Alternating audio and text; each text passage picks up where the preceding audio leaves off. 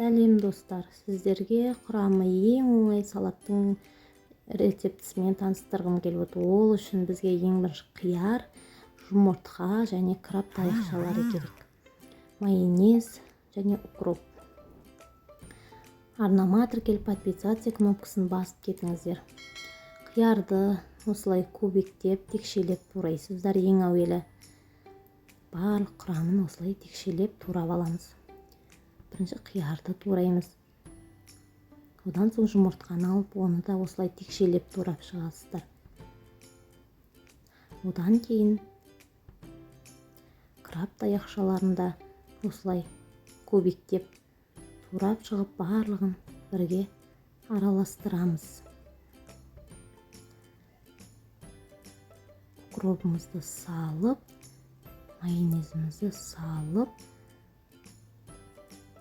кристаллигімізді салып, салатты араластырып тоңазытқышқа қоясыздар. Сол кезде өте тәтті, дәмді салат шығады.